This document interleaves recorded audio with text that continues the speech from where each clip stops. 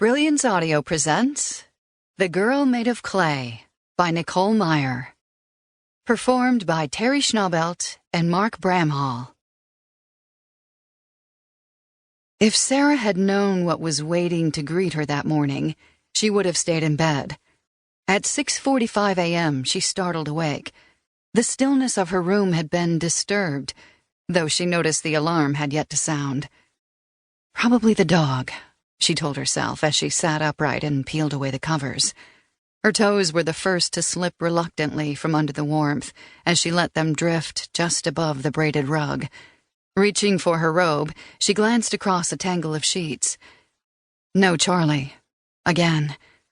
She still couldn't understand why her husband had agreed, after all these years, to increase his schedule.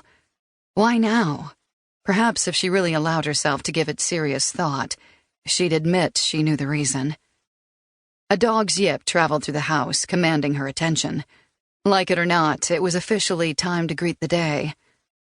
Sara hadn't any time for brooding. She was needed elsewhere. Another yip was followed by a dramatic shushing. Sam. I'm coming, she grumbled under her breath.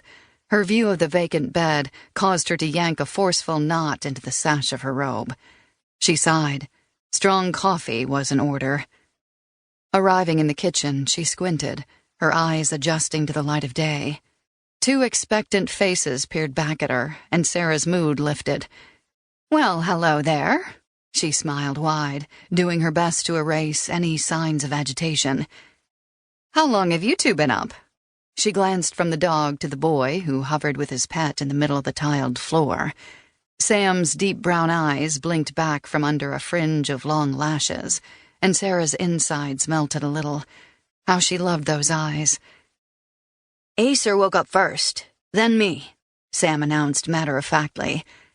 Her son was clutching a cereal spoon in one hand, and just beyond him, on the farm table she adored, sat a half-full breakfast bowl surrounded by splashes of milk. Apparently Sam had taken matters into his own hands in the absence of his parents. She scanned the bright kitchen, the hub of the house. While the other rooms in their mid-size craftsmen were perhaps overly decorated, according to Charlie, this space, with its warm oak beams, distressed white cabinets, and slate-gray countertops, was where the family spent most of their time. Sara loved to stand at the deep farm sink and gaze out the window to watch Charlie chase a soccer ball around with Sam in the yard. A year ago, on a whim of inspiration, she had a contractor take down all the upper cabinets and replace them with open shelving she'd seen on a home renovation show. It turned out pretty well, if she did say so herself. She loved how inviting this part of the house felt. Her little desk was tucked into a corner, allowing her to sip coffee and take in the natural light while organizing bits of her life.